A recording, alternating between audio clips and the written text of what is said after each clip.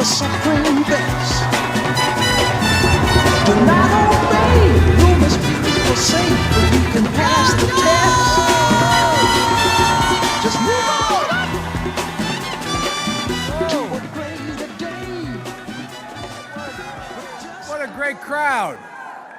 Thank you, thank you, thank you, thank you. Look, where I come from, if you keep people standing more than 15 minutes at hard floor, you lose everything. And I didn't realize there was a long line around the building to get in, the fire code, they wouldn't allow more people in. I apologize, I don't think they can hear me. I stopped, and we were a few minutes late because I stopped to speak to a couple hundred people outside who couldn't get in. But thank you, thank you, thank you. And as my mother was, as my mother would say, please excuse my back. I apologize. I apologize. Folks, look, let me get to it because what I want to do is be able to get to some of your questions if I can. First of all, you know, talk about an introduction. I should be introducing her. She's better known than anybody else in this room, I tell you. But folks, look, thank you very much. You're welcome, darling. Look, you know, I also want to thank the Congressman for being kind enough to, the representative for introducing me and out here earlier today. Look, I want to get right to it. You know, I was honored to, the other day, to receive one of the most heartfelt endorsements I ever received. And I, as they say in the Senate when I was there, if you excuse a point of personal privilege. Jim Clyburn's announcement, his endorsement of me, meant a great deal to me just because we've been friends for so long and it was so heartfelt. And I want to publicly thank him for what he did. And folks, look, let me get right to it. As Jim says, we're in an inflection point in American history right now. A point at which that if we don't get things straight, we're going to be changed for a long, long, long time. 4 years of Donald Trump, God willing, with the right nominee, we can in fact turn that 4 years into an aberration of American history. And our kids will look back on it in a way and say, that's not who we are. But I really mean it. 8 years of Donald Trump will fundamentally change the nature of who we are. From the very moment that he announced his candidacy, he announced it in terms of division, belittling people, coming down that escalator, talking about rapist Mexicans, the way he treats African Americans, the way he deals with people with disabilities and makes fun of them, the way he talks about people, the language he uses.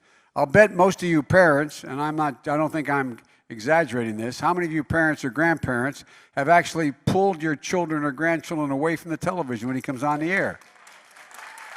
Not a joke. Not a joke. So part of, when I thought that we were making enormous progress, I come out of the civil rights movement in my state. My state, believe it or not, is very much like South Carolina. My state is a state that was part of Brown versus the Board of Education. We were in that same suit. Our state was a state that is, I have the 8th largest African American population in the country in my state, almost 20%. I find myself in a position where I got involved as a kid because of civil rights and as a young kid. And then I ended up working in the East Side. And anyway, to make a long story short, when I got home from law school, I had a job that was with a fancy law firm. I went away, there was no law school in Delaware at the time. I went away to Syracuse University. I don't blame them, man. I'd be bored if I were them too. I'd be really bored. And Mom, if you can handle them, you can be president, I tell you. Well, look, what happened was I came home and I had a job with a fancy law firm. It was a good law firm. I was happy to have had the job. But what happened after the year Dr. King was assassinated and Bobby Kennedy, the only other political hero I had, was assassinated. And I came home and my city had been burned to the ground, about 25% of it. We're the only city in America occupied by the military since the Civil War for 10 months, drawn bayonets in every single corner. And I got home with this job and I realized that I wasn't made for that job. And I quit and became a public defender. And I used to interview my clients down at the train station, the Northeast Corridor, as you go up through all the way up on Amtrak. And what happened was that I found myself in a situation where I did that, and I began that in January after I had been admitted to the bar. 40 years later, literally to the month, I was standing on that same platform, looking out over the same parts of the city that had been burned down and been rebuilt. I thought at the time it happened, blacks and whites in my town would never be able to get together again, that things would never be the same. But it had been rebuilt, and the city is thriving, and things are moving. And I was waiting on that platform that January the 17th, waiting for a black man to come 21 miles from Philadelphia station to pick me up on the train and go 127 miles for he and I to be sworn in as President and Vice President of the United States. And I thought to myself, I had my 3 children with me. One was passed away, one was the Attorney General and war hero, my son Beau Biden, and my daughter is a social worker, and my other son who was heading the World Food Program USA. And I called them all up and I said, don't tell me things can't change. Here I am. 40 years ago, I didn't think this would ever be possible. And look what's happening. And I pointed out what was going on. There were 10,000 people along the tracks waiting for us to get on, in Delaware, waiting for us to go along and make sure we, in fact, got to Washington. But then I thought hate could be defeated. I thought you could defeat it. I thought you could make it go away. But hate only hides. Hate only hides. And what happened, I didn't realize. I thought I knew a lot. When those folks came out of the fields in Charlottesville carrying torches, close your eyes and remember the scene. Their veins bulging with hate, chanting the same anti-Semitic bile that was chanted in the streets of Berlin and Germany all through the 30s. And then a young woman was killed.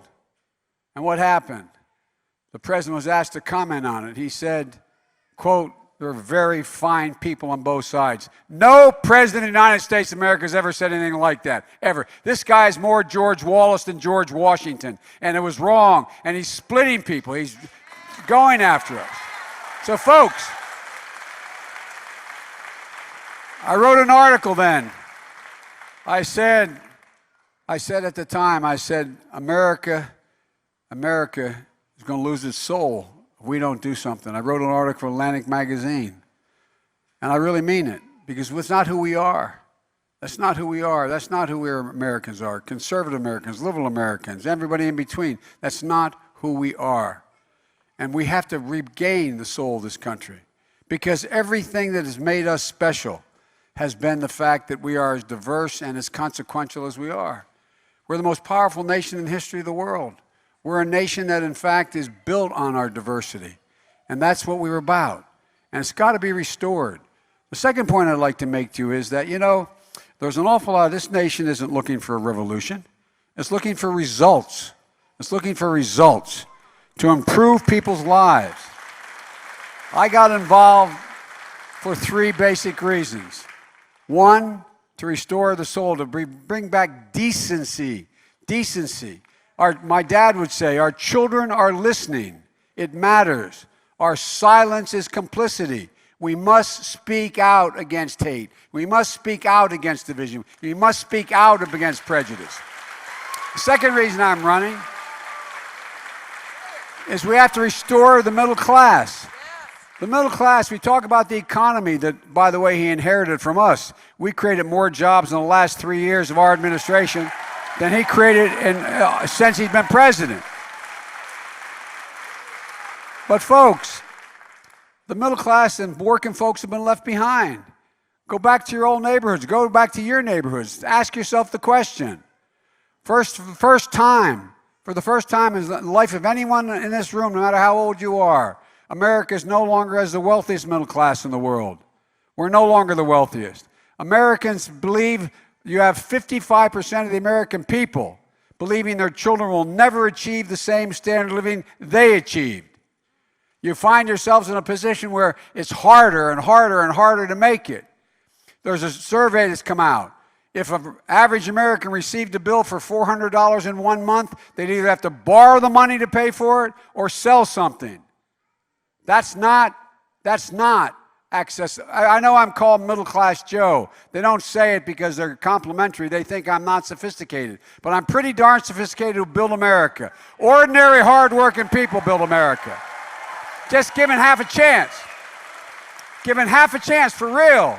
They have never, ever, ever, ever, ever let the country down, and we have to rebuild it. We have to provide. Look, my dad had an expression. He said, everyone's entitled to be treated with dignity.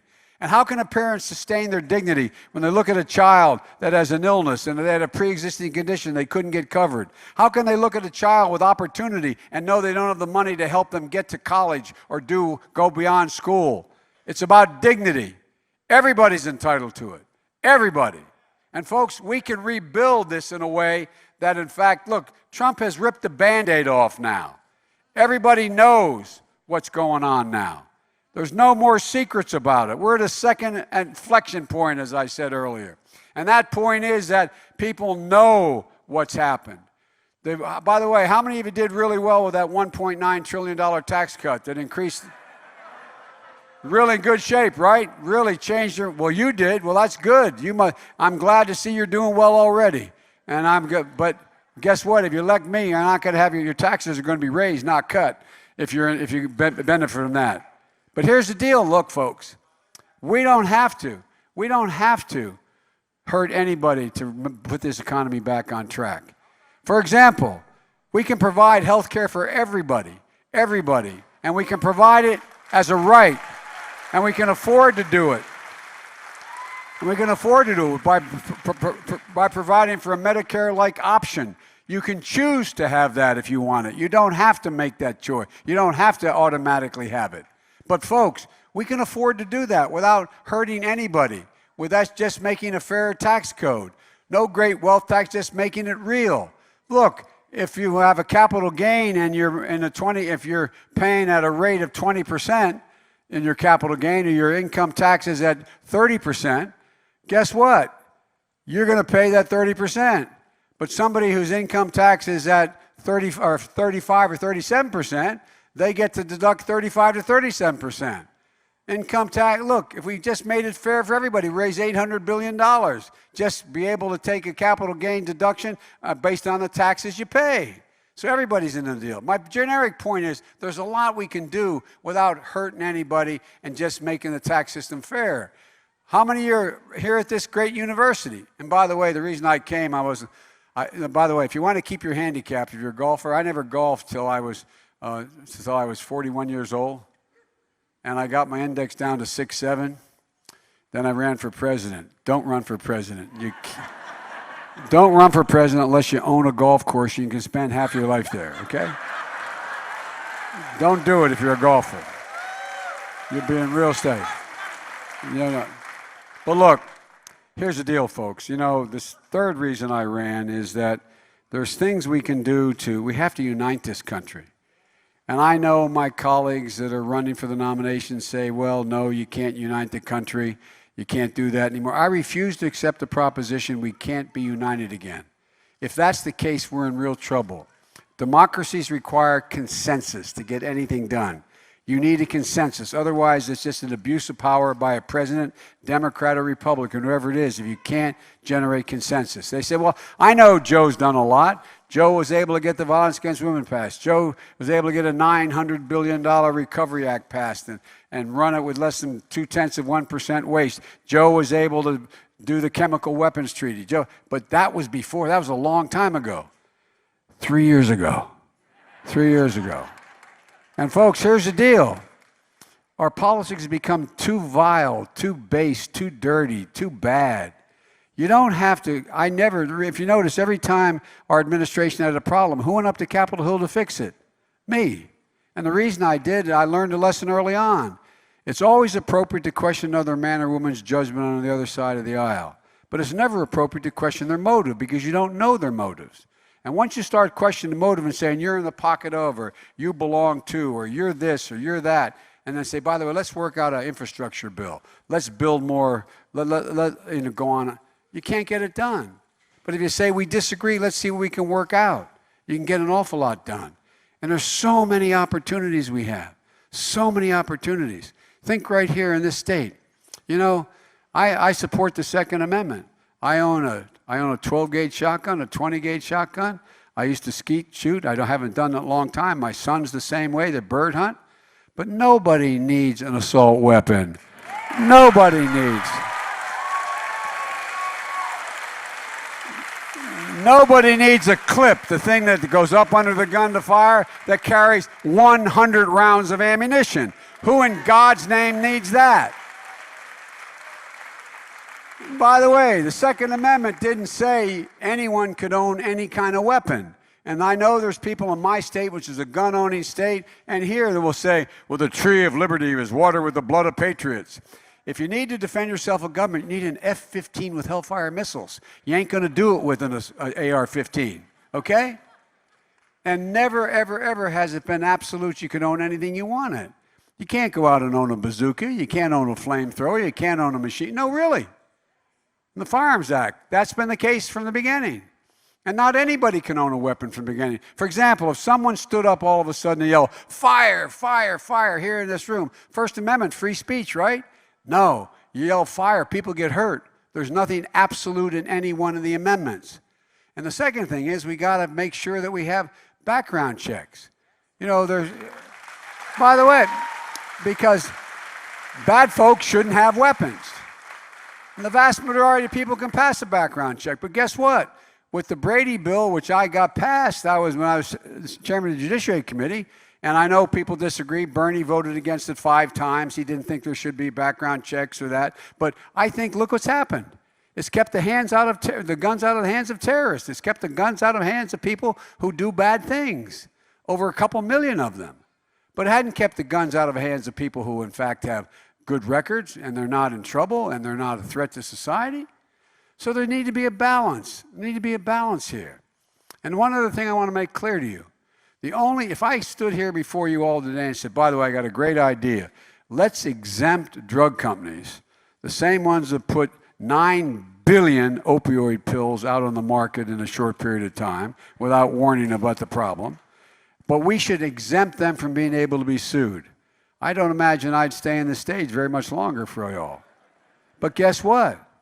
In 2003, there were Democrats, including Bernie and others, who voted for, and other Republicans, voted to exempt the gun industry. They cannot be sued. You ever wonder why they're not being sued for the carnage out there in the street?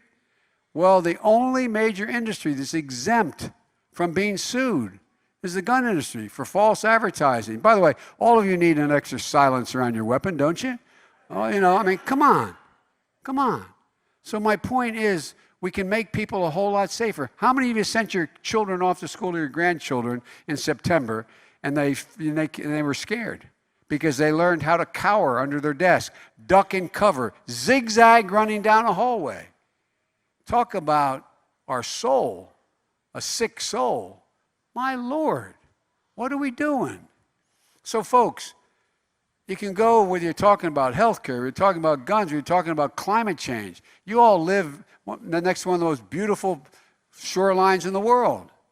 Well, guess what? The seas are rising.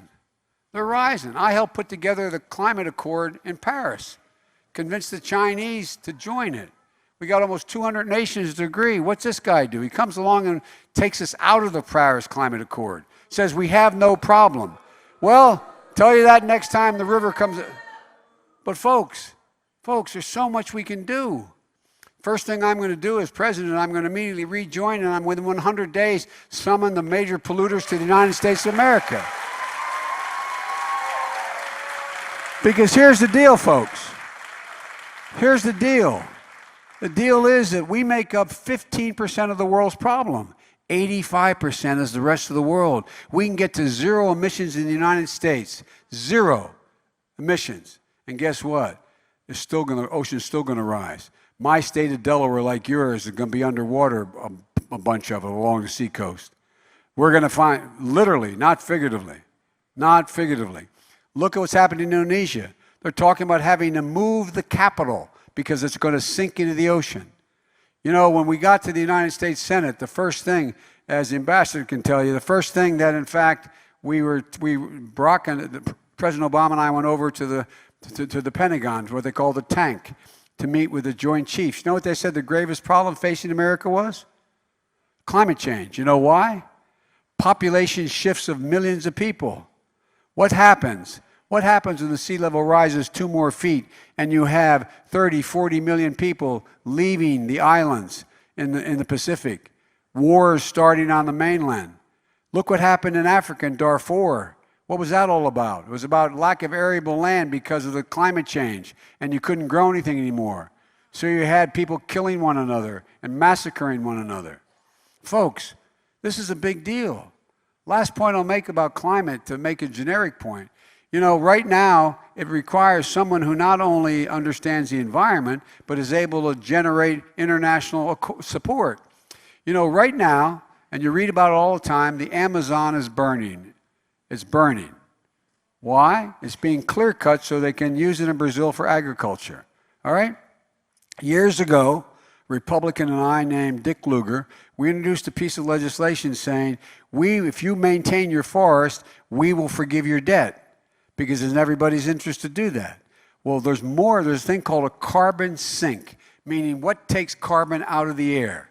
More carbon is absorbed from the air in the Amazon forest than all the pollutants that are sent up into the air from every source in the United States of America on a daily basis. Let me say it again. If we eliminated every single solitary contaminant going into the air in the United States of America for a year, it would in fact be no more than what is absorbed by the Amazon now. So what are we doing? Well, I'll tell you what I'm going to do. What I did before. I'm going to go down, make sure we have a little altar call with our friends from down in Brazil, and say, here's the deal. I'll organize the world. We will pay you $20 billion, not to clear cut. We'll help you invest in other activities so you don't have to, in fact, increase exponentially the likelihood that climate change is going to continue to be out of control. It's called international relations. It's called diplomacy. It's called being smart. It's called being able to put people together.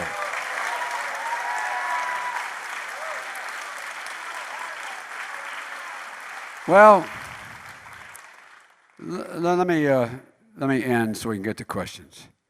You know, there's much more on the plate here. Education. This is a great university. But guess what? It costs a lot of money to come, doesn't it?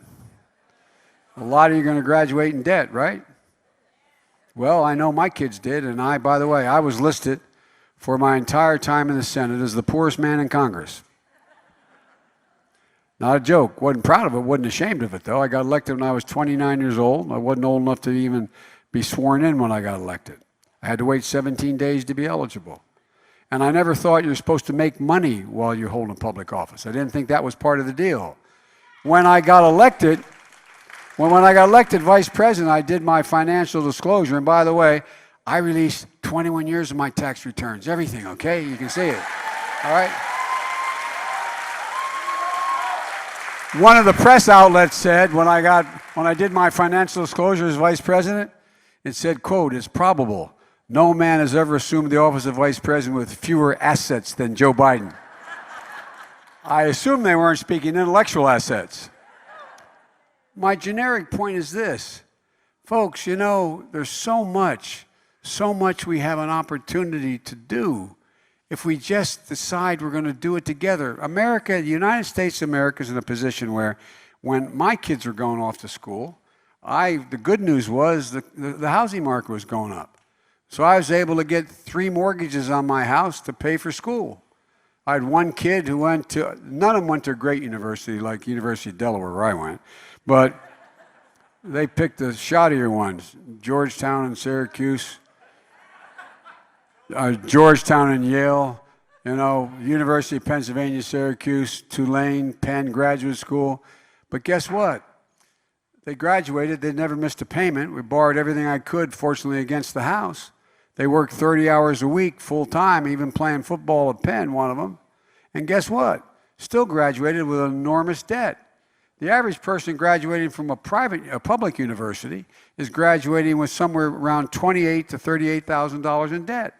You go to a private university as opposed to a public university, you're graduating with debt that's closer to $75,000, borrowing everything you can borrow. And so, folks, we got to make sure that we make it available to people.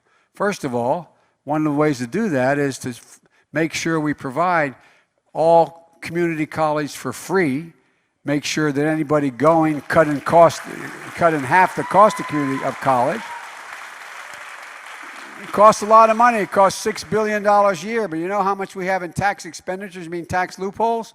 $1,640 billion.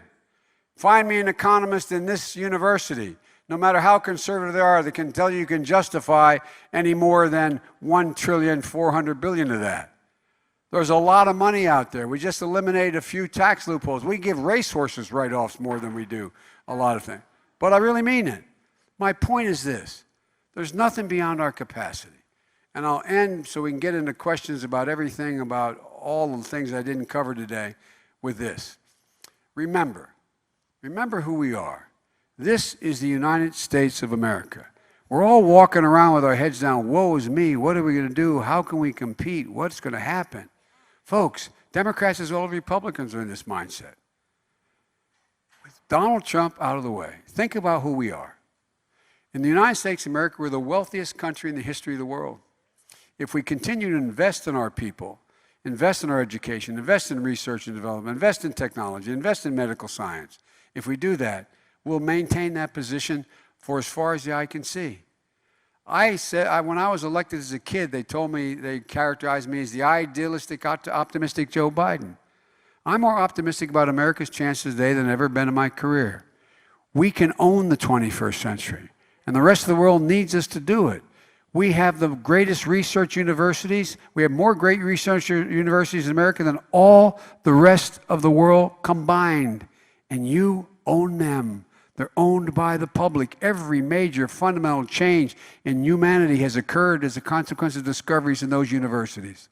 Number two, we're the most productive workers in the world. Our workers are 3 times as productive, factual, as workers in Asia. 3 times as productive. We're in a situation where I've met every major world leader in the last 44 years. Not because I'm so important, because it was nature of my job. International relations and national security. And I haven't met a single one who wouldn't trade places in a heartbeat with the President of the United States of America. I remember debating at Wharton School up at the University of Pennsylvania about, was Japan going to eat our lunch? Remember how Japan in the late 90s was going to own us? Not a shot. Not a shot. Not because they're bad folks. They're good folks. But they're not even in our, they can't compete. All this stuff about the European Union was going to eat our lunch as well. Come on. Come on. Who's worried about it? Raise your hand. And here's the last point. If you take a look at it, China's now going to, and I'm not happy about this, but China doesn't have enough water, W-A-T-E-R.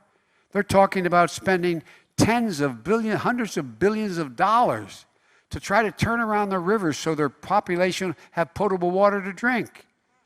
40% of their land is polluted with cadmium. They can't grow things. They're in a situation where they have 2 million Uyghurs, Muslims, in prison camps in the mountains. You see what's happening in Hong Kong, and now what they're trying to do with regard to Thailand. Folks, the idea that they are our competition, they're going to beat us, is bizarre. If we remember who we are. Who we are. So it's time to get up and take it back and lead the world. With that, why don't I hush up and take your questions? Thank you. Yes! Yes! Thank you.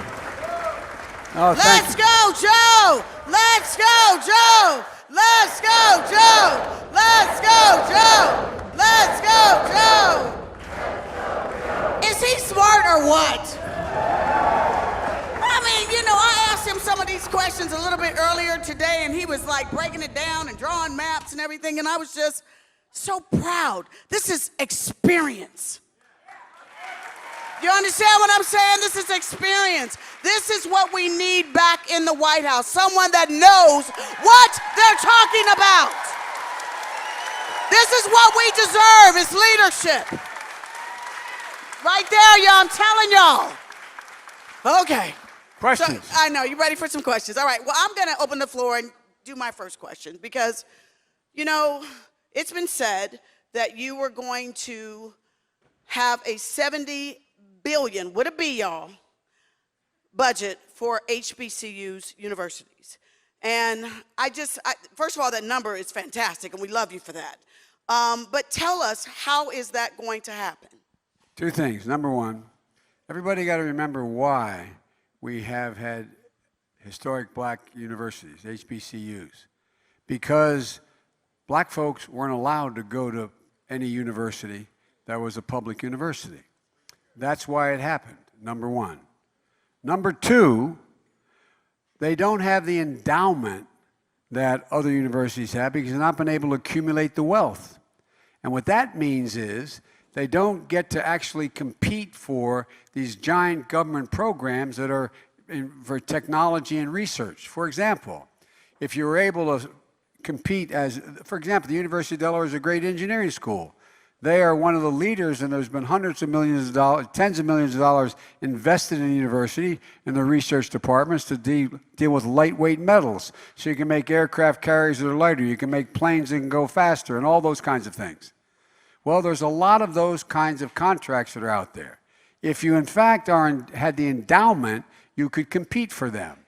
But there is no endowment, practically speaking, for HBCUs and or other minority universities.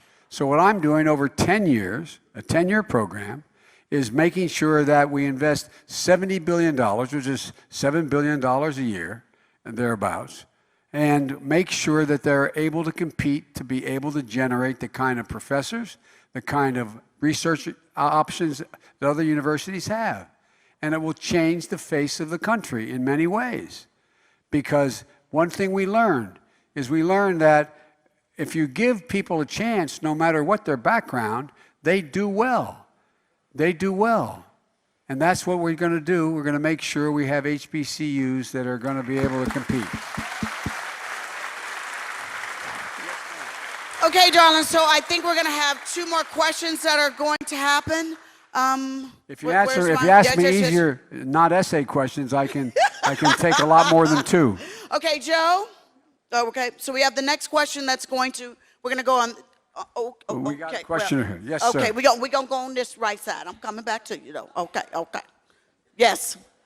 We know that when you get elected in November, that you've got... Claim that! Woo-hoo! That you're going to have quite a challenge ahead of you to bring on President Trump's 35%. What are you going to say to those people that bringing them around to...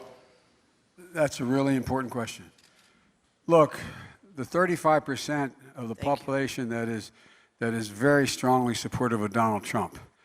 I think the basis of my winning over the years, and one of the reasons Barack was able to pick me to be his vice president, was because I've always had overwhelming support from high school educated blacks and whites, as well as overwhelming support in the black community, that combination. That used to be the base of the Democratic Party. The base of the Democratic Party was hardworking people who weren't college educated, as well as the African American community. Now what this president is able to do is split that, make it so that convincing hardworking, high school educated folks in states like Pennsylvania, South Carolina, all across the country, that we didn't care anymore. One of the things that happened was the Democratic Party stopped talking to that base. That was the base that we always had. I've never stopped talking to them. The reason why the president asked me to be on the ticket was the polling data showed with me on the ticket we win Pennsylvania, we win Ohio, we win Virginia, we win Colorado, because I have never left where I came from. And there's no inconsistency. No, I really mean this. There's no inconsistency for overwhelming African American support as well as support from basically white working class folks. Because guess what's happened? They figured it all out by now. They, in fact, we didn't, I went out and campaigned in 2018. I went into 24, quote, purple states, the states that were toss-up states or leaning, they go either way. I campaigned for 65 candidates in those 24 states. And I said we were going to win back the House of Representatives, including the guy named Cunningham here in this state won one of those races. Well, look, here's what happened. We won back 41 seats Because my dad used to have an expression. He said, Joey, I don't expect the government to solve my problem, but I expect them to understand my problem. We stopped talking to people. We stopped talking to people where they live, dealing with the problems they have. The problems they have are, how do I maintain? I lost everything in the crash. I no longer have my house. How do I build wealth again? Because that's how most people build their wealth, in their value of their home. And it accrues. How do I get access to capital? We stopped talking to people. We stopped talking to them. And so that is not going to happen with me. And the way we do it is we go in and we listen. You listen to people who strongly disagree with you as well. I ran into a young man outside. All those folks were waiting outside. And he said, I had a Trump hat on. They wouldn't let me in. I said, well, you should be able to come in. Because I want to speak to the Trump supporters. I want them to know. He said he was going to take care of the forgotten man. And then he forgot him. No, I'm not joking. That's true. You're a farmer. He was going to help farmers. Guess what shape farmers are in America today? They're in real trouble. What's happened to manufacturing? It's taken a nosedive. And one of the things that has happened is that we have demonstratively lost our support around the world. And I mean that sincerely. Think about it. Look who's he embraced. He's embraced every thug in the world. He stands on a stage not unlike this stage, and he says, with Putin standing here and him standing on that side before the whole world, and he says, why would Vladimir Putin want to interfere in our elections? Yo, Richie, why would he? Come on. Well, because 17 intelligence agencies told you and laid out for you how that's happening. 17 of them. And they're still engaged. This is a man who says, no president's done this. Think about this. This is a man who went to Kim Jong-un, the thug in North Korea. He sends them love letters, gives them all this. No, I really mean it. That's what I'm using his words, not mine. He yields the one thing he wants, legitimacy, without getting anything in advance. Nothing in advance. He's ripped out the State Department's heart. Guess what? And then he comes along. Look, there's three things I've learned in the last 3 or 4 months. One, Vladimir Putin doesn't want me to be president. No, not a joke. Not a joke. Because he knows I know him. I've spent a lot of time with him. He knows me, and I know him, and it ain't going to work with me. I ain't genuflecting. Number one. Two, the official news agency for North Korea said, and you can Google it, okay, as my wife, the professor, would say, said Joe Biden is a rabid dog and should be beaten to death with a stick. I was very proud of that. Not a joke, that's what he said. And then he got a love letter from Trump. And Donald Trump doesn't want me to be president. That's pretty clear. He risked being, he was impeached. He wasn't convicted because the people didn't have the courage to do it. But here, they all said, yeah, he did those things. But think what's going on right now. Right now, Barack Obama has sent letters to all the television stations, take down that ad where it says that I'm criticizing Joe Biden. Because it's a lie. Now look at this. Think of you folks who are a little bit older and been more than one election. Can you ever think of any time in a primary the incumbent president of the other party has spent, in my case, well over $14 million and just for the South Carolina primary, they spent $125,000 putting up ads that are flat lies to keep me from getting the nomination. I wonder why. Because if I get the nomination, I will beat him like a drum.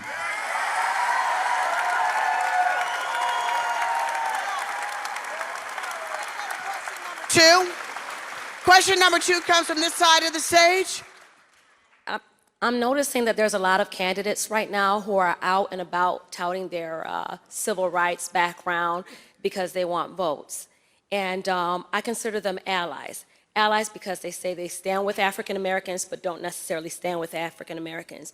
But with you, I consider you an accomplice, meaning you don't just tell me that you're going to stand with me, you stand with me. And one of the stories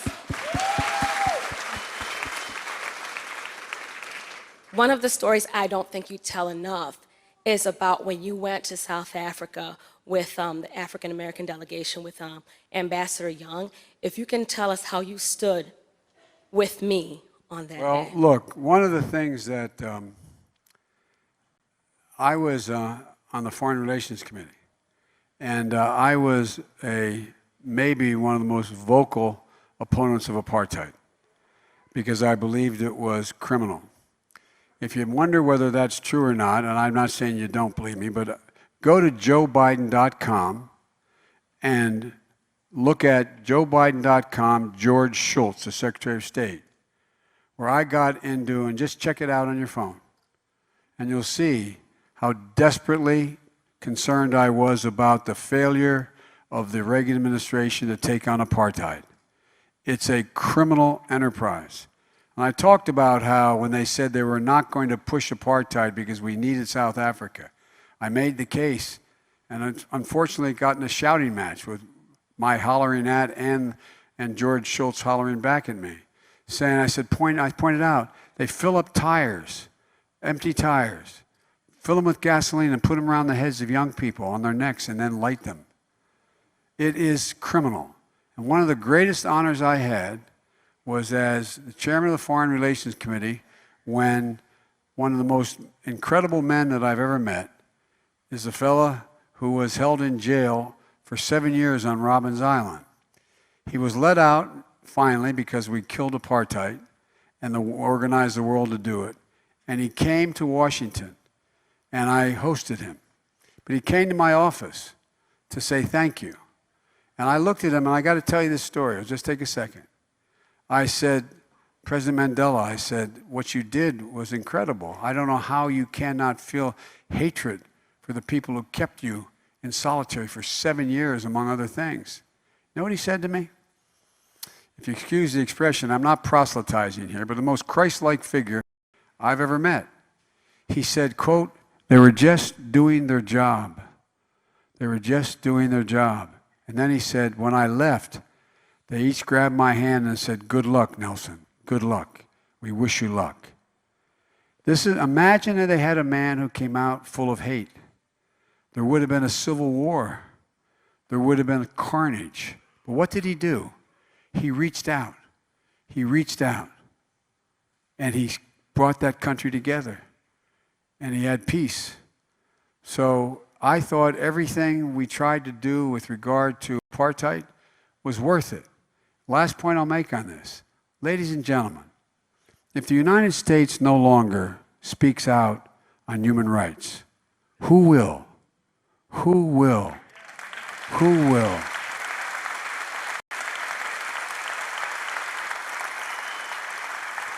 With your permission, you can leave. I'll take a couple more questions. I'll try to do yes or no if I can. Okay. Anybody at that end on the back over there? We got a microphone over that way? Okay. All right. All right, well, So while you're getting that go, one, we're going to go to you the give it to gentleman that in the young white woman hat. back here. Right there? Okay. We're going to go there, and then we'll And then then- we'll come and to then- the and then gentleman we'll in the go white there. hat. And then we'll come to the gentleman in the white hat, and then we're going to finish with you. How about that? That's 3. Hi. Okay? Is this on? Yeah, okay. How do you plan to aid dreamers during your first 100 days as president? First 100 days of president, I've already written the legislation. I will send to the United States Congress a bill for a pathway for citizenship for the 11 million undocumented aliens right now that exist in this country. Number one, dreamers, and dreamers are not just Hispanics. There's specific dreamers. There's Asian dreamers. People who have been here. Well, here's what I want you to think about when you think about dreamers. Imagine you're 5 years old and your mother or father says, guess what, we're going to cross into a country or we're going to overstay our visa, violating the law. And the kid's saying, no, don't take me, Dad, I'm staying here. I mean, seriously. These young women and men have become Americans. They've been model citizens. All of them will be protected. We will reinstate the dreamer exemption and we'll put them on a pathway. And by the way, one more thing about immigration. One more thing about immigration. The only people who've come here that didn't do it voluntarily the original sin of America, slavery. Starting here, by the way, in South Carolina, in Charleston, when it came out. But everybody else, we act like, everybody's out there. There's somebody now in Guadalajara, Mexico, saying, I got a great idea. Let's sell everything we have, get the money, give it to a coyote. He's going to take us across the border, leaving us in the desert, and the country doesn't want us. Won't that be fun? When my great-great-grandfather, during the potato famine in Ireland, got on a coffin ship in the Irish Sea, he had no notion whether he'd make it or ever be able to get his family across. The same with all of you, other than those who you descended from slavery here. And guess what?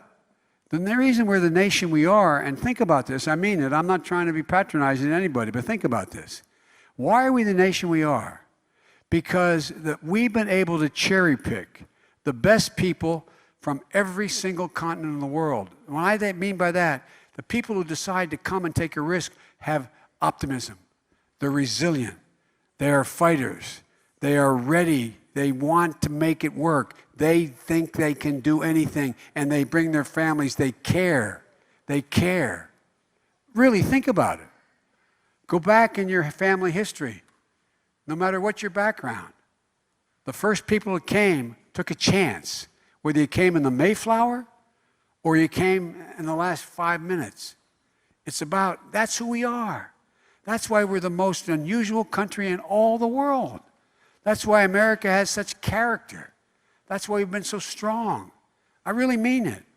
Because we're made up of a resilient, tough, optimistic population, unlike any other nation in the world. Okay, Joe. Question from the gentleman right there in the white hat. Just wanted to ask you whether you asked Michelle Obama to be your running mate. Woo-hoo! I'm here for that. I'm here for that. So it's the gentleman right there in the block. Yeah, that's the last question.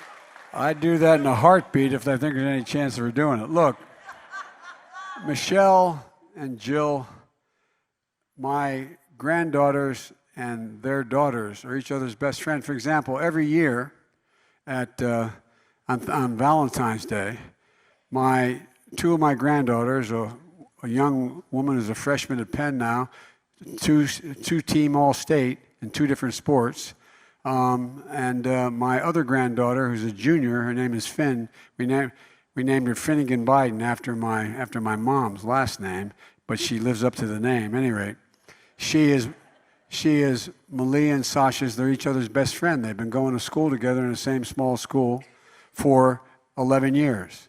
They're each other's best buddies. And so every Thanksgiving, for example, every Valentine's Day, my daughter-in-law and my 2 granddaughters and Michelle and her 2 daughters, they go off skiing for 4 days.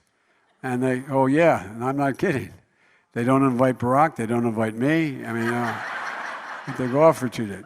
But all kidding aside, look, this is one of the great things, and I must tell you, I'll be just straight with you. One of the reasons I like Bernie, one of the reasons I resent Bernie, though, is he wanted to primary Barack in 2012. He said he should be primaried. People are disappointed, doing a lousy job. I fundamentally disagree with that. And here's the deal. How can I say it? Michelle, as I say, has given it the office. She's done a great deal, and she's still doing a great deal for people. And I think that the fact that they're out of the White House is something that they find somewhat liberating after 8 years. No, I really mean it. I really mean it. And so I consider if you look at they call the presidential historians and the vice presidential historians who write about the relationship of presidents to one another, and the recent writings of the main historians, presidential historians, have pointed out that the 2 closest, the vice president and president have been the closest in American history, are Barack and me. No, but I'll tell you why. Because when Barack asked me to consider being vice president, I said no, I didn't want to do that. And I really didn't, because vice presidents have traditionally been standby equipment, you know? And I, honest to God, thought that I could help him more by remaining what was then characterized as a powerful U.S. senator. I thought I could help him more that way.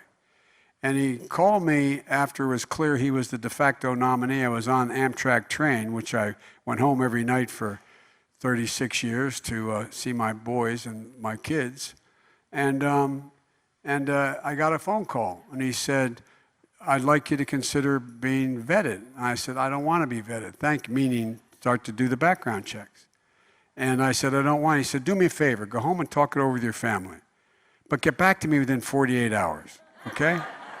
Whether I can be vetted. So I went home and talked to my family, and I found it fascinating.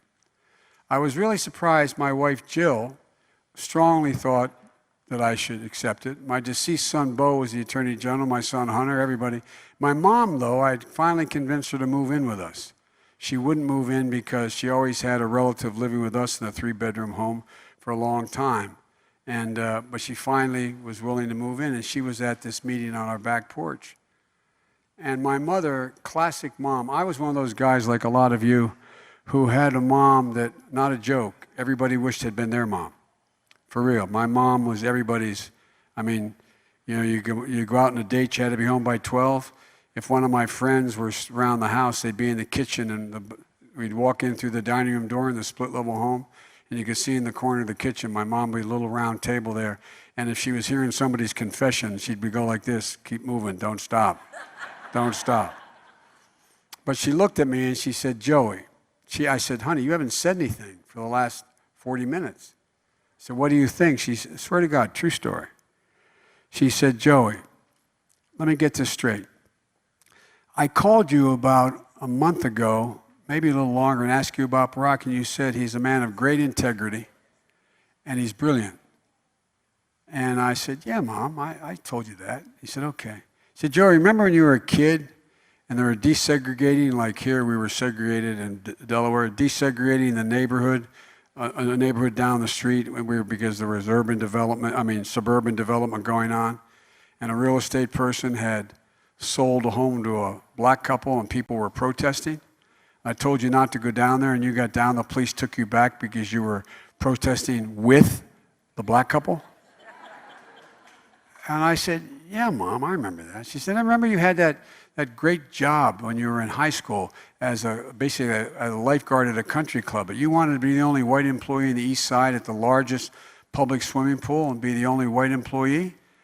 And I said, yeah, Mom, I remember that. She said, then you came home from school and you had that great job, but you quit and became a public defender. I said, Mom, what's your point?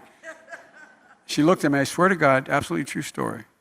She said, Joey, the first black man in history has a chance to be elected president. Says he needs you to win Pennsylvania, Ohio, and some other states, and you told him no? I said, damn, Mom, what are you doing? So I picked up the phone and said, okay, Barack, go ahead and vet me. Best decision I ever made, one of the finest men I've ever knew, and one of the things I'm proudest of, and along with this, is they say, what you are proudest of? I'm proudest of, we spent 8 years together in this administration, and there was not one single whiff of scandal, not one, not one. Thank you all for taking the time to listen. I'll stick around a little bit. Yeah, one last question. Oh, one last, sure, okay. This is our Fire last away, question. man. You know this can be hard because he's reading the question, so he's been thinking about this one. Now. Hey, Joe. Climate change is a very serious threat for the environment, but another serious issue that is less discussed to the environment is overpopulation. The majority of the world's population growth will take place in the poorest countries in the world where women are least empowered. What will you do to help empower women in the world's poorest countries where women are dealing with machismo? Well, that's a really good question. Let's start off and set a couple records straight about population growth. It's the first time population is not growing. It is in some small countries and some backward countries, backward economically, meaning they're in trouble. But for example, the population has dropped in America, it's dropped throughout Europe, it's dropped in Japan. Across the board in the major countries, population jumps has gone with a few notable exceptions. And it's because of the fear of what's going on and what you're going to bring a child, what kind of world you're going to bring a child into, in my view. But one of the things I did when I wrote the Violence Against Women Act is I also wrote the International Violence Against Women Act. And here's what I did. What I believe is critically important is that whether you think it or not, the rest of the world looks to America to set the moral standards. I was in India meeting with Gandhi's daughter in the home that in fact he had to hide out in India. And they came to me and said, will you help us get a Violence Against Women Act, or that law passed in our country? And what has happened since then? Because Barack and I put enormous pressure on countries to change the culture about how they treat women, what's begun to happen? For the first time ever, India has now passed the law that you can no longer chastise your wife. You cannot stone them to death. You cannot do all the things to be done because you're held physically accountable. Around the world, the rest of the world is moving in a direction, and I believe we should condition our aid based on basic civil rights and civil liberties issues. And by the way, by that I mean, in those countries engage in behavior that is contrary to basic human nature, they should not get the foreign aid we're getting. And that includes what some of you might not like, but I strongly support the way they treat the LGBTQ community across the board. And that's why, if you notice, we said that was going to be the case. And guess what? Every time in our administration a country would, in fact, say we're going to continue the death penalty for anybody who's a homosexual, we argued against it. And guess what? A number of countries have already changed their policies because, for real. Now, the point you're making, though, is a really critical one. The critical point is that a lot of women are not empowered at all. By the way, in the United States, a lot aren't empowered. But a lot of women around the world are not empowered at all in their countries.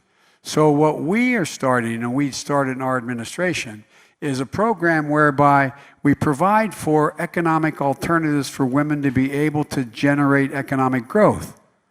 And we've had plans that we put in place that allow women to start their own enterprises in their countries. We'd lend to the country if, in fact, they lent to the women who were entrepreneurs in their country.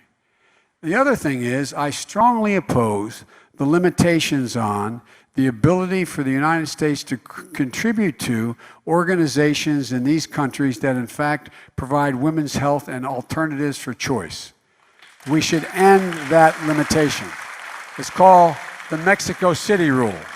We should end that. But the best thing we can do, and this makes a difference around the world, and I really mean this, is, look, there's a Chinese expression. It says, women hold up half the world. There's a new rule of physics. I call it economic physics. No country can succeed in the 21st century. Not a joke now, I'm being literal. No country can succeed economically in the 21st century by continuing to keep their women behind. It's half the brain power, half the capacity. And by the way, you think that's just a nice thing to say. It's more than that. I know Mr. Abe in Japan incredibly well. I spent a lot of time with him. They have a new policy called Abe economics. You know what it is? In Japan, women were as well educated as men, but the culture said once you had a child, you dropped out of the workforce. You could not be engaged in the workforce. Well, guess what? Because Japan and even China is xenophobic, they don't like outsiders becoming citizens and moving in, they don't have a sufficient workforce. So what have they done? They've started an entire program called Abenomics, which encourages women and giving them incentives to stay in the job market after in fact they've had a child, because they provide also significant daycare and health care for women, child care. And that's how they're growing. Mark my words, You will not find a single country in the world by the year 2030 that is able to grow economically unless it fully, I don't mean a little bit, fully engages half the brain power, half the initiative, half the courage. And it's not a joke. I'm not just trying to be, it's a nice thing to say. It's a fact. It's a economic fact of life. It cannot happen. So what's happening now is if we set the tone, we have to set the tone and look at the rest of the world looks to us, whether they admit it or not. They look to who we are.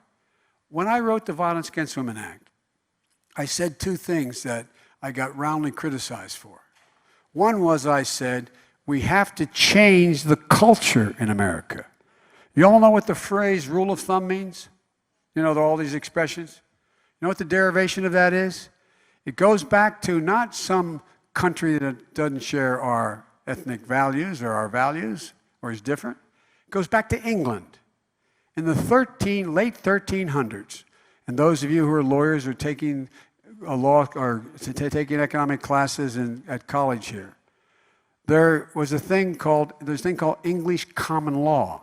The way the law evolves in England is not necessarily legislatively, it's the courts continue to have it emerge and change it as it goes along.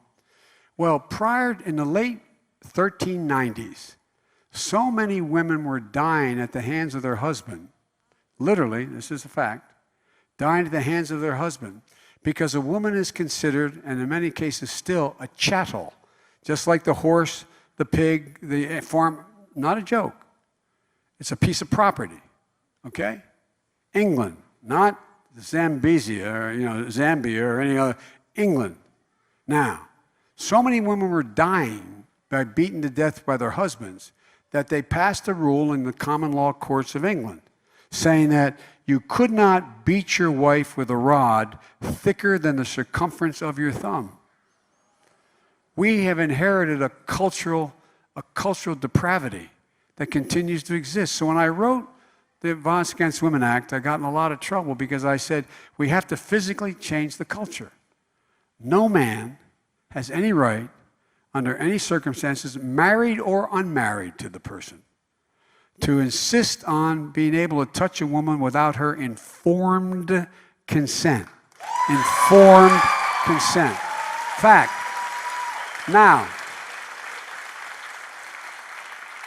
and that's why one of the things when I wrote the legislation, I had some really brilliant women who helped me write it. And by the way, as my sister, who's a brilliant woman, we went to the same university, she graduated with honors, I graduated.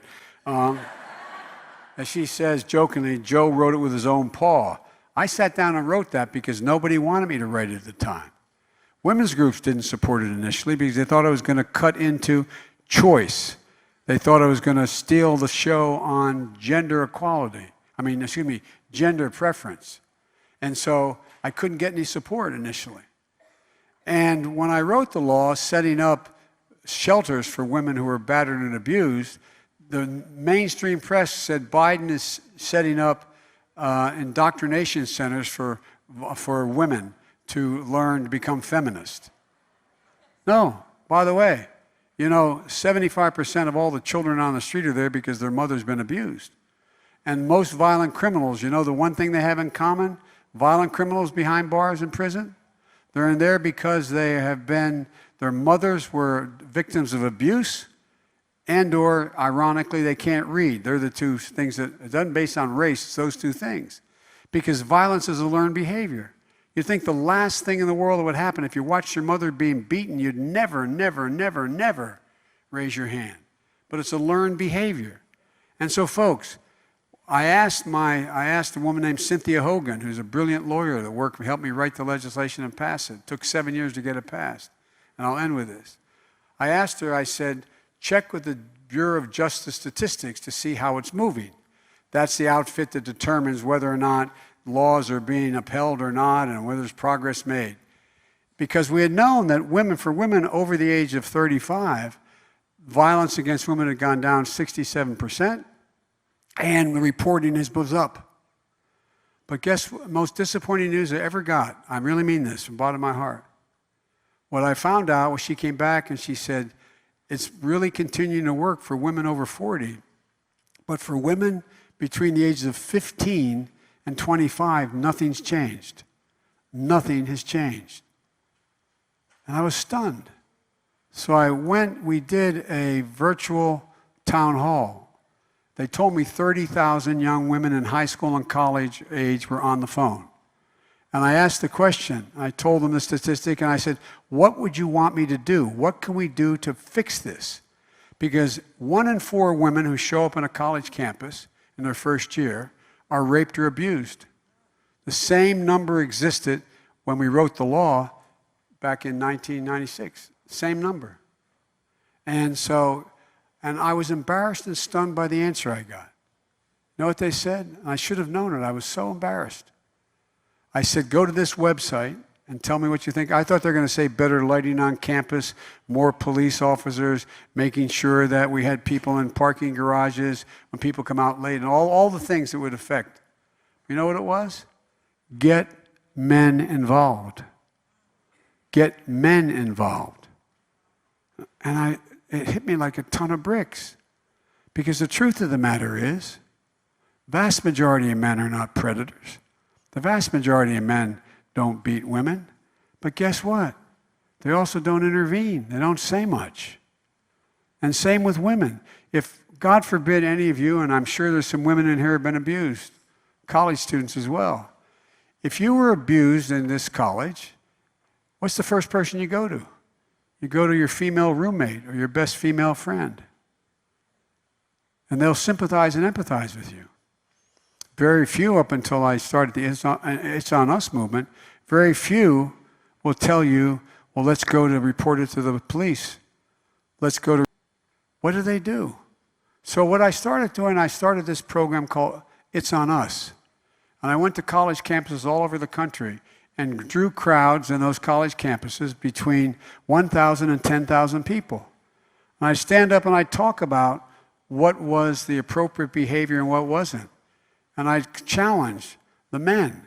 And I started off by bringing in the football teams, the big guys, the tough guys. And I say, if you see a woman being abused, and I started giving out an award once a year for those who intervene to save women. If you see someone being abused, you're a fraternity brother. You, in first semester, the first month of school, you have someone in school, and you see a fraternity brother getting a young co-ed drunk. She's drunk out of her mind. He's walking her up the steps of the fraternity house. If you don't have the courage to walk over and say, not in my house, you're an accomplice. You're an accomplice. And by the way, I don't expect the 5'7", 120-pound freshman man to walk up to the tackle that weighs 200, 310 pounds and do it. But you can call attention to it. You can call attention to it. So we started this. And I started on campuses, making sure that we took the pledge. They take a pledge that they would intervene, either intervene by calling someone or calling out that person or saying something about it. So it stopped. And guess what? When the song of a colleague of yours who had the song, the Academy Award song, Until It Happens to You, at the Academy Awards 4 years ago, she asked me to introduce her at the Academy Awards. And I did. She had 30 young people who had been victims of abuse on college campuses. And guess what? And I introduced her and spoke for 6 minutes about the song on stage. You know how many people watched it? We're told, I don't know how they measure this, but online, 200 million people. 200 million people watched it. But here's the deal, not because of me, because of the song. But we can change the culture. This is our opportunity, an opportunity to change the culture. I'll conclude by saying no man has a right to lay a hand on a woman for any other reason than self-defense. And I'm going to make a controversial statement that's always made. If someone in this room got up, took off all her clothes and walked out the door, no man has a right to touch her. Zero. She can be arrested for indecent exposure. But guess what's changed now? Now you have SVU units in these police departments. What used to be asked, and it still gets asked, and it's wrong. I got 150 college presidents together and said, what are you doing on campus to protect women on campus? Well, guess what? When they go down and report, they still get the same questions asked. What were you wearing? Did you have on a bra? Did you have on a short skirt? What did you say? How did you do it? I'll give you the one example. Remember that young woman named Marla who was in New York City? She was a model. And she was the young woman who wanted to leave her apartment because every time she went trying to get from having a utility, not utility, just no bedroom, what's it called? A studio apartment. She wanted to go to a one-bedroom apartment in this complex. And by the way, it's in Midtown Manhattan in an upscale building. And every time she'd go in to ask about it, her boss, the owner, the landlord would hit on her. So she said, I want my deposit back, I'm leaving. She was on location in New York City doing a shoot. She got a phone call on her cell from her landlord saying, I have a one-bedroom for you. If you will stop on the way back home in the restaurant bar on the first floor, an upscale restaurant bar on the first floor of this in the 50s in New York, meaning I think it's 57th Street, something like that. And so she stopped, walked in, and he hit on her again. She got up and walked out, except this time this guy, you'll remember this when I tell you, he hired 2 goons. They followed her out and they slashed her face with razors. Remember that? So she said she was willing to testify in the Violence Against Women Act, and I wanted to warn her that she'd become victimized. Like what happened to Anita Hill, she'd be victimized by the process. And I said, let me ask you a question. I want to talk to you. I said, what did your mother say when she learned it? She said, my mother said, why were you in a bar? What did your girlfriend say? Did you have underwear on? Were you wearing a bra? How short was your skirt? What did you say? It's never appropriate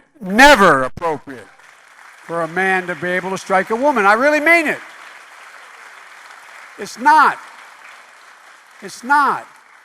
It's like saying to you men, if you go into a bad neighborhood with an ATM machine and it's in a drug-infested neighborhood and you put the card in and you get your money out and you get held up, does anybody say you're stupid, you shouldn't have been there?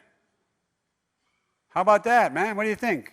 You guys, you shouldn't have been there, so no crime. We've got to change the culture. And I'm telling you, I have 4 granddaughters. I had a daughter that was killed, and I have a daughter who's alive, and the love of my life and the life of my love. But let me tell you something. They are entitled to do anything any man can do under any circumstances, and no one has a right to lay a hand on them. Thank you all so very much.